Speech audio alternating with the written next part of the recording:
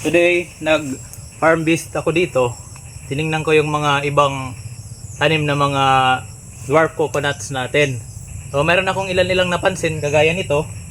So, overcrowded na siya. Kasi dito, maraming tanim dito. Oh, dito. Pakita ko sa inyo. So, ayan, yung naitanim natin. So, mapapansin nyo, halos 1 meter na lang yung distansya niya. Doon mga 6 meters. So hindi na po ideal pag ganitong mga tanim natin na nyog, kasi ang para sa akin ang proper spacing ng nyog 9x9 hanggang 10x10. Goods na yon pag flat area.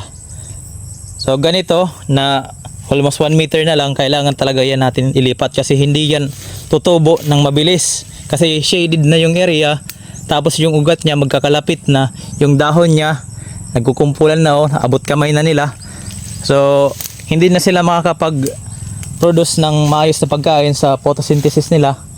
Kailangan talaga proper spacing. So ganito yung kahalagahan ng area monitoring pag nagpapatanim ka. Kagaya ko na isang empleyado, dapat talaga mag-site visit ka sa farm mo para masiguradong maayos. Huwag mong iasa sa ibang tao, kasi ang ibang tao hindi, kahit bigyan mo ng instruction, paminsan-minsan magkakamali pa rin.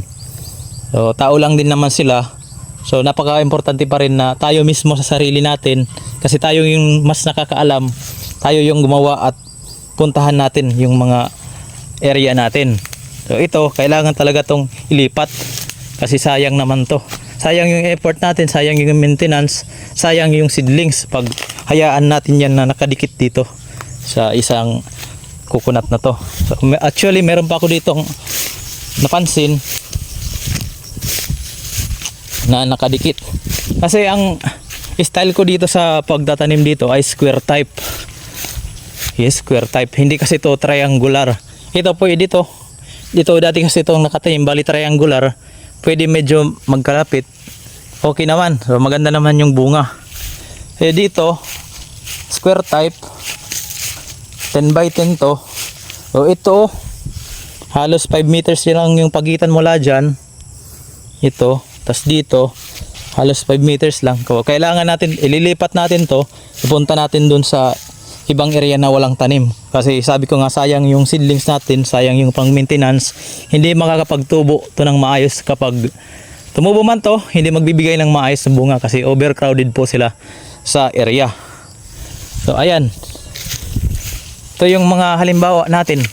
Doon okay ang spacing, pakita ko sa inyo. Okay yung spacing dito ng mga tanim na nyog. Maganda yung bunga. Oh, hitik sa bunga pag ganyang proper yung spacing natin. Yan, yan. Hindi natin makita kasi medyo madilim. Yan, oh, madaming bunga. Doon nga lang sa area, kasi madaming kahoy doon tsaka kawayan, yung ibang mga nyog doon halos walang bunga. So ganun yung nangyayari kapag overcrowded yung area. Hindi makapagbunga, nagagawa kasi ng nyog, nagpapataasan sila, nag-aagawan ng sustansya, kasi hindi mapenetrate ng araw. So napaka-importante po talaga ng area monitoring. Huwag nating iasa sa ibang tao kung ikaw yung farm owner. So yun lang po. Thank you po for watching. I hope mayroon kayong natutunan. Please follow, like, and share. Thank you. Bye-bye.